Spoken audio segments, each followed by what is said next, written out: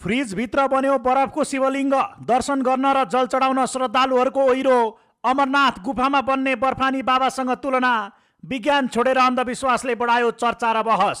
भारतको आगरामा एक स्थानीय व्यक्तिको घरमा रहेको फ्रिजभित्र प्राकृतिक रूपमा बनेको बरफको आकृति यति बेला चर्चाको केन्द्र बनेको छ। फ्रिजको फ्रिजरभित्र जमेको बरफ ठ्याक्कै हिन्दू देवता भगवान शिवको प्रतीक शिवलिङ्ग जस्तो देखिएपछि स्थानीयवासीले यसलाई दैवी चमत्कारका रूपमा लिएका हुन्। जब यो कुरा छरछिमेकमा फैलियो, फ्रिजको सो अनौठो आकृति हेर्न मानिसहरूको भिड लाग्न थाल्यो। बिस्तारै उक्त साधारण घर पूजाआजा गर्ने स्थलमा परिणत भयो।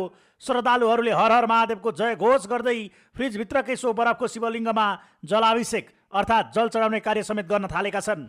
अहिले हिन्दूहरूको पवित्र धार्मिक यात्रा अमरनाथ यात्रा चलिरहेको समयमा यो घटना सार्वजनिक भएकाले धेरैले यसलाई अमरनाथ गुफामा प्राकृतिक रूपमा बन्ने बर्फानी बाबा अर्थात् बरफको शिवलिङ्गसँग तुलना गरिरहेका छन्। यद्यपि यी दुई बीच कुनै आधिकारिक वा धार्मिक सम्बन्ध भने छैन।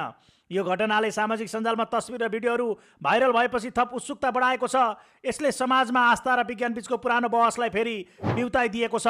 भक्तजनहरू यसलाई भगवान शिवको चमत्कार र दैवी सङ्केत मानिरहेका छन् भने अर्कातर्फ वैज्ञानिक दृष्टिकोण राख्नेहरू यसलाई बरफभित्रको अत्याधिक चिसो र प्राविधिक कारणले बनेको एउटा सामान्य प्राकृतिक बरफको आकृति मात्र भएको बताउँछन्। हाल यो घर सर्वसाधारण र उत्सुकता राख्ने दुवैका लागि आकर्षणको केन्द्र बनेको छ।